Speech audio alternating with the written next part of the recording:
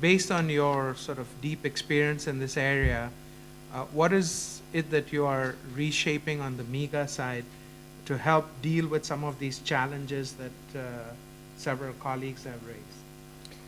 Well, I think it's a nice segue in exactly the problem that we have right now. You have a huge infrastructure need in Africa. The development finance institution can do some of the work, but then you will need to get and convince investors to go into some of these projects, and these projects look really risky. They depend on the governments meeting its obligation. Investors are going to be worried about war and civil disturbance, and they're going to be worried about expropriation. So the agency that I'm in, which is MIGA, has exactly as a job to bring down the level of the risk of this project and making it possible for private investors to go into them. Last week, Bujagali was inaugurated in Uganda. Some of you may know about that project. And that project, the key risk that investors saw in it was precisely the government's performance and its ability to buy the power when the power is delivered. What MIGA provided is a guarantee against that risk. And as a result, 250 megawatt of power was provided in Uganda, which doubles the capacity in that country. And what's happening these days is very interesting because our business has doubled over the last couple of years in MIGA. And Africa now represents 30% of our work. And that reflects a couple of things.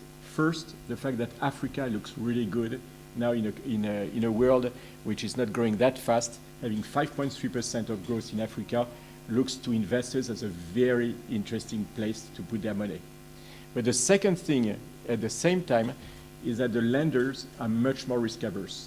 If you go and talk to a bank right now in Europe, they're going to tell you about Basel, much more they'll tell you about taking more risk in developing countries.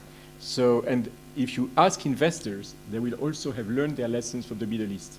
And they know one thing from the Middle East, which is that the fact that you know a leader from a country doesn't mean that your investment will be protected if the government changes.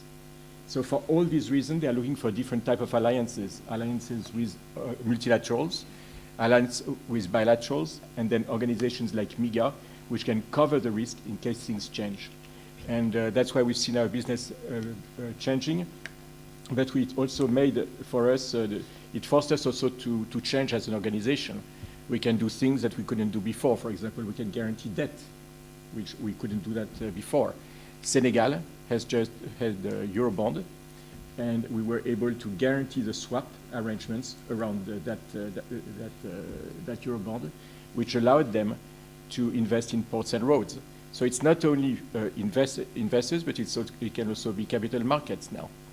And the other thing that we can do now that we couldn't do before is to invest in a major way in post-conflict countries.